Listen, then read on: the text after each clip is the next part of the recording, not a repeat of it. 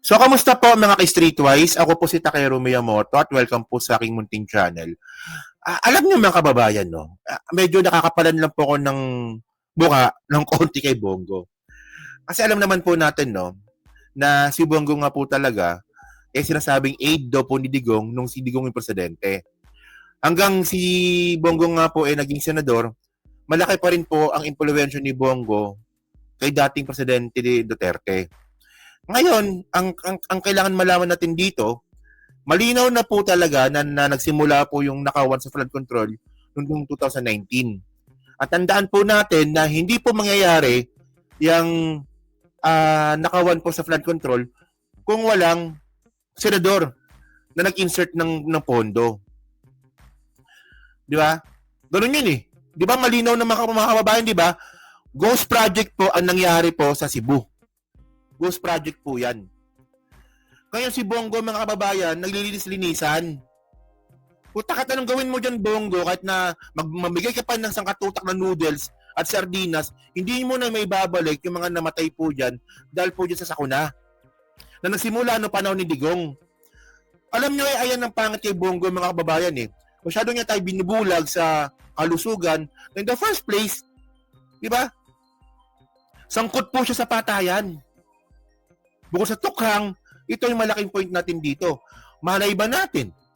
Baka ba naman, si Bongo pala yung gumawa ng insertion dyan po sa Cebu. Kaya nga bida-bida ngayon eh.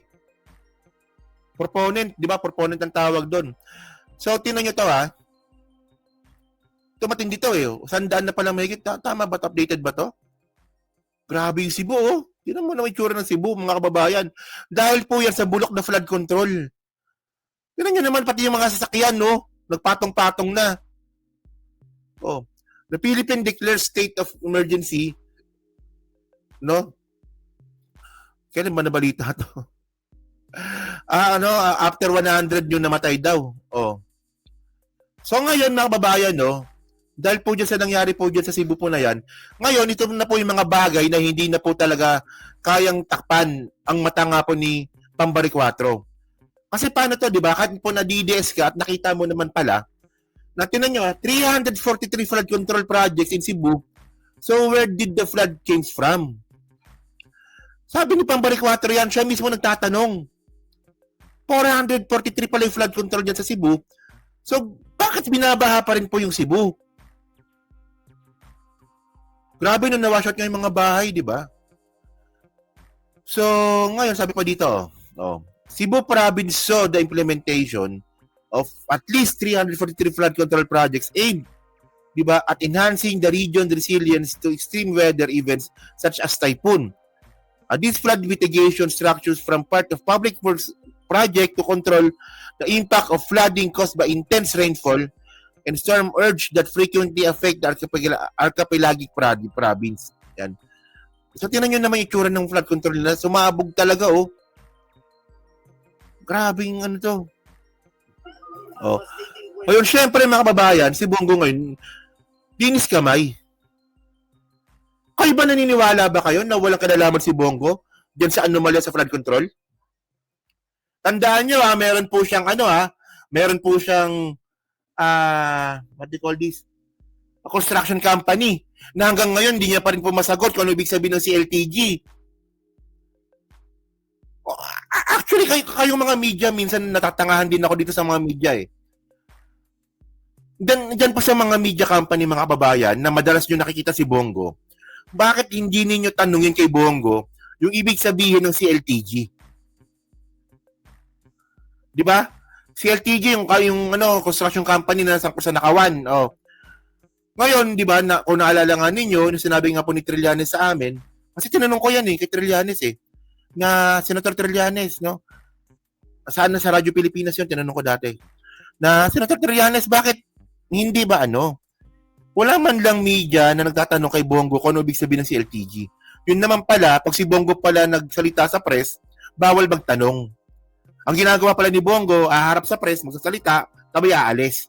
So, bawal magtanong. So, ngayon, ito yung point dito eh. Bawal na nga siya tanungin, binobola pa tayo. Tingnan nyo to Tingnan nyo kung paano siya magsalita dito. Oh. Wait, tingnan nyo.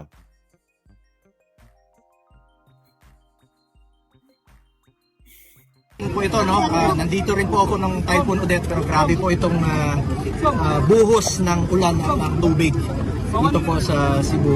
Marami po mga kababayan natin ang apektado. Ako po yung nakikiusap muli sa national government. Nasa inyo po ang resources. Ibigay kaagad yung mga ayuda, DSWD, DOH, siguraduhin na hindi magkasakit itong mga bata. Kanina maraming lumapit sa akin dito. Tapon talaga itong hayop na to no? Kung magsalita siya, akala mo concern na concern sa buhay ng mga Pilipino. In the first place, mamamatay tao ka din. Di ba? Oh, una. Di ba alam naman natin yun, di ba? Na yung, what do you call this? Yung yung sa tokhang, yung pera, reward money, nanggagaling sa opisina mo. O tapos ngayon, nagsimula po yung nakawar sa flood control, panahon din ninyo. Ngayon kung magsalita ka, hindi, tulungan natin yung mga kababayan natin. Kawawa naman sila. Mamamatay tao ka nga.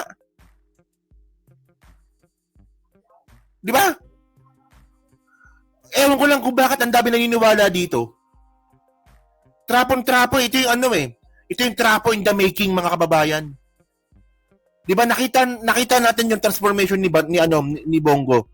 Nakita natin sa mga mata natin kung paano po nag-transform si Bongo. From the photo bomber, from the alalay, from sa tagahugas ng puwet ni Digong, ngayon po bida-bida na. Ngayon, yung mga ganyan klase mga salita, tulungan natin mga kababayan natin sa national government. Puta, generic po yun. Hanggang ngayon, naluloko tayo sa ganun. Paano pag tinanong namin kayo, anong ginawa ninyo sa Cebu?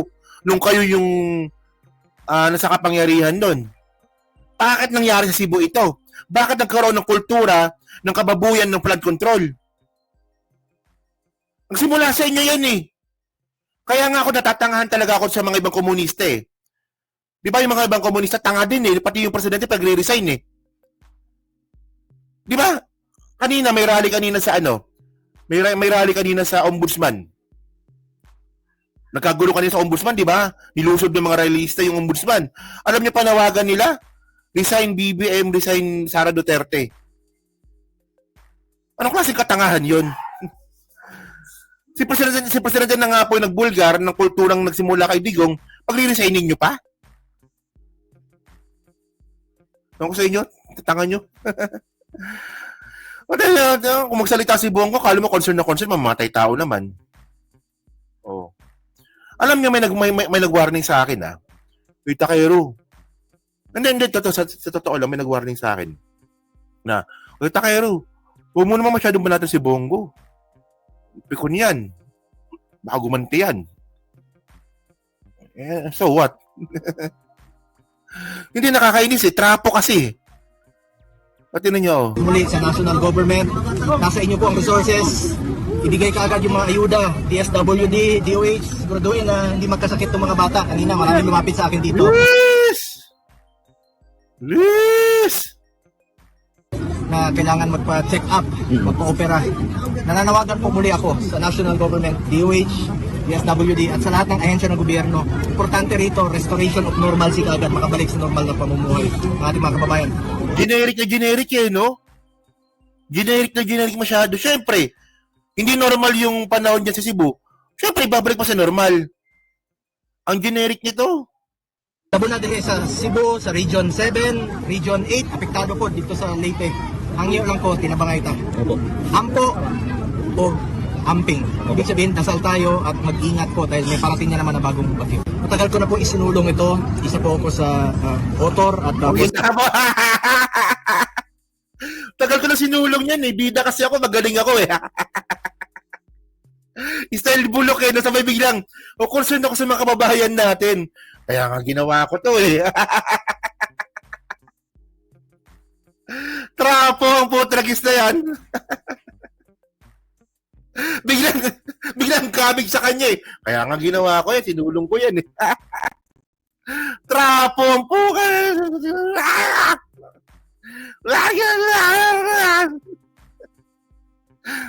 Walang yan na to. Unang wakang itlog. Ibig sabihin, dasal tayo at mag-ingat po dahil may parating na naman na bagong bagyo. Matagal ko na po isinulong ito. Isa po ako sa author at co-sponsor ng Ligtas Pinoy Centers Act. Ito po ay batas na maglalagay po ng mga evacuation center sa mga syudad at munisipyo. Napakahalaga po ito. Dapat po unahin po ito sa budget ng gobyerno. Kaysa na Ano ko magsalita to, kala mo napakalinis no. Actually mga kababayan, huwag natin kakalimutan mga streetwise no. Na hindi pa naungkat yung ghost project ni Bongo sa sa pangalan nito, sa Super Health Center. Oh, meron pang Super Health Center si Bongo. Hindi pa po nauungkat 'yun. Oh, di ba? Oh, magsalita ka, kala mo napakalinis mo Ano yan to? sasayang sa mga flood control na ginagawa pong gatasan ng ilang mapagsamantala. Please lang, gamitin nyo na lang po dito sa mga evacuation center. Dapat maayos, malinis, komportable, hindi magkasakit yung mga... Alam niyo mga kababayan, lahat na lang po ng katangian ng pagiging trapo na kay Bongo na. O credit grabber, generic yung mga sinasabi. O tapos yan, ito na naman ngayon. O hugas kamay, trapon-trapo talaga ito. O yung mga nagnanakaw daw po ng flood control, o sana doon daw po unahin. Di ba sangkot din yung CFTG mo sa flood control? Sabi ko Due to climate change, panay na talaga ang dating ng bagyo, putok ng bulkan, baha, lindol at sunog. Kakabalik ko na nga dito sa Cebu. alam niyo mga taga Cebu. Ako ayokong politikahin yan Pero hindi pa ba kayo natatauhan? Hindi pa rin ba kayo nagigising? Na naniniwala kayo diyan kay Bongo? Tandaan niyo nagsimula yung kultura ng nakawan sa flood control, panahon nila. Panahon ng Tatay Digong niya. Di pa rin kayo nagigising? Ha? Wait rin po, ayun, baha na naman. Part na po ito ng magiging investigasyon ng Blue Ribbon. No? Pwede rin pong maitanong to doon at maimbestigahan rin po na kung meron pong pagkukulang, trabaho po ng DPWH yan, kung sino yung may kasalanan at dapat managot ay dapat managot dito sa mga flood control dito sa province of Cebu. Kung meron man pong pagkukulang na nangyari at maging proactive tayo. Dapat sa future ng mga proyekto dapat talaga maayos at protektado po ang ating mga kababayan. Alam nyo, tuwing may baha, sunog, bagyo, ang kawawa po yung mga mahirap nating kababayan. Sila po ang protektado. Tulungan po natin sila. Ako po ay nananawagan po muli sa lahat na magtulungan tayo. Tulungan po natin ang ating mga kababayan, lalong-lalo na po yung mga mahirap. Generic masyado, men.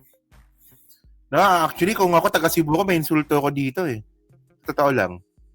Kung ako taga Cebu ako, may insulto ako dito. Kasi in the first place, mga kababayan, kung ano man na nangyari sa inyo sa Cebu, kasalanan po yan ng kulturang ginawa po ni Digong, tsaka siya mismo.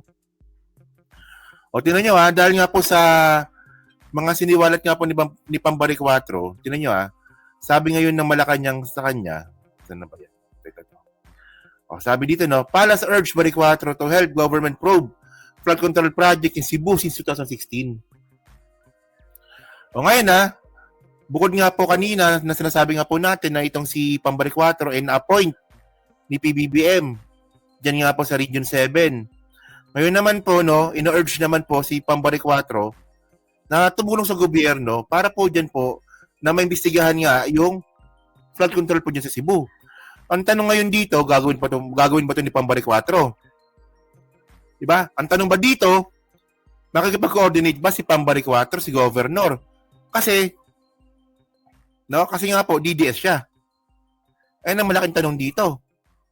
Makikipag-coordinate ba si Governor Pambari 4 para imbestigahan po yung flood control project na nagsimula kay Digong kahit na maka-Duterte po siya? So sana ito Governor Pam, alam ko namumulat ka na po sa totoong nangyari. Kasi parang normal yan kapag Bisaya, malimit talaga, DDS. Pero alam kong Bisaya ito si Pambari 4, pero ngayon, bilang isang governor, namumulat ka na kung ano ba talagang totoong nangyari. Di ba kaya nga, binabanggit mo na nga yan na nagsimula ang nakawan sa flood control panahon ni Digong. Kaya nga ngayon, tinanggap mo yung appointment ni PBBM. Di ba? So sana ito, makapagtulungan ka rin po sa gobyerno kasi nasa sayo po yung opisina ng buong Cebu. Ikaw may hawak ng dokumento. Ikaw may hawak kung may dokumento man o wala, dyan po sa mga nakawan nga po sa Cebu regarding sa flood control. Sana makisama po kayo. At ako naniniwala naman po ako na gagawin nyo yung tama Diba? So, para ito, Malacanang on Wednesday urged Cebu Governor Pamela Barquatro to provide more information about questionable flood control projects in the province, including those constructed during the previous administration. Kasi nga po, kung mayroon man nangyaring flood control scandal noong panahon ni PBBM, iniimbestigahan na po ito ngayon. So ngayon, syempre, dapat mayroon pa rin po accountability noong panahon nga po ni Digong. Di ba? So, for the sake ng ng hustisya para po sa mga kababayan natin sa Cebu, gawin mo po sana yung tama. Kasi ito, baka makapalit kasi tayo Ito yung sinabi ni Pambari 4, Ano ba, ito ata yun Sige, ito. Substandard, Karen. Substandard, Karen. So all of the flood control projects are either ghost or Makakapalit kasi tayo, patuloy mo natin yan So ito yung interview ni Pambari 4 po sa INC. substandard in Cebu Province. Yes, Karen. Wow. Okay. At ma'am, ilan po yun, if you don't mind? Yan So, substandard. Tingnan ninyo, substandard daw po lahat. Ganyan po binaboy ni Digong yung Cebu. Without giving details. Kaya alam nyo, kaya natatawa nga ako kay Bongo No, ganyan po kakapal ang mukha ni Bongo, mga kay-streetwise. Nagsimula ang nakawan ng flood control no panahon nga nila, ang lakas pa ng loob na pumunta doon sa Cebu, magtuturo-turo pa na kung anong dapat gawin. Tignan nyo to. Ilan po ang naimbestigahan po ng team ninyo?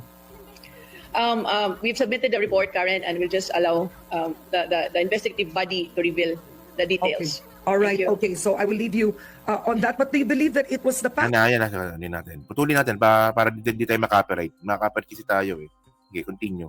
administration who is responsible? Definitely, Karen. Because I'm just here, just on over 100 days. And by the time I got here, that's when the flood control, the president announced it during his SONA.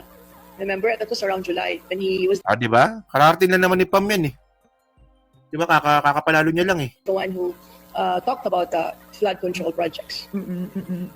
So So- has it been many years that the past administration, or that the province has been receiving flood control funding? I suppose Okay, yan. Sige, wait. Okay, game. Una po, alam niyo po ba ilang taon na? Panahon pa po ba ni Duterte? Ganun Yan. po ba hanggang ngayon? I think 2019. 2019. 20. Yeah, 2019, yeah. So, nung 2016, Di ba? 2019. Galing mismo kay Governor Pambari 4 na isang DDS. Nagsimula ang nakawan sa flood control dyan sa Cebu, panahon ni Digong. Kaya nagtataka ako mga kababayan kung bakit sinalubong ng maayos si Bongo ng mga taga Cebu. Dapat ang gawin ninyo, alam nyo, ayan ang hirap sa mga kababayan natin Ang bilis natin makalimot Hindi na nga tayo updated, di ba? Outdated na nga tayo, di na nga tayo updated. Ang dali pa natin mabola. Ang bilis pa natin makalimot. Dapat nung pumunta si Bongo dyan sa Cebu, dapat yung mga taga Cebu, mga Cebuano, tanongin nyo si Bongo. Oy Bongo, sabi ni Pambari 4 ni Governor, nagsimula yung nakawan dito 2019. Kasama ka ni Digong doon Di ba? Buti pa si Pam. Kahit DDS unti-unti, medyo naliliwanagan kahit papaano. Kayo mga taga Cebu. Nakita nyo lang si Bongo, tuwan-tuwa na kayo. Di ba? Kaya kayo mga taga Cebu, tanungin ninyo si Bongo. Ano ibig sabihin ng CLTG? Hanggang ngayon, hindi niya masagot-sagot. Napaka-basic na tanong, hindi niya alam. CLTG. It was also your predecessor, Governor Gwen Garcia, who was sitting in that chair. Were there flood control projects being built in Cebu then? Actually, si Gwen Garcia, ano siya, di ba? PDP laban si Gwen Garcia dati eh. Nag-away lang sila ni Digong eh. Kaya lumipat yan eh. Oh. So yun mga kababayan, no? So kayo po, no? Ano pa masabi nyo nga po dito sa kawalang hiyang ginawa nga po ni Bongo. Kapal ng face eh, no? Yeah, kapal ng face. Kung magsalita, akala mo, wala lang, di siya involved. Kung magsalita si Bongo, wala lang, concern ako. Kung magsalita si Bongo, ako nga may gawa niyan eh. Di ba? Ako nga ano niyan eh, ako nga gumawa ng batas na yan eh. Di ba? Parang, ako, mauto pa ba tayo ng ganon? Di ba? Yan. So yun, sa pag-comment lang po sa baba at binabasa ko pong lahat yan. Siyempre, yan po sa Team Replay. So, pa-like, pa-subscribe, hindi na makalabisan, pa-share na po ng video po na to. Okay? Yan, so next topic tayo. Ay,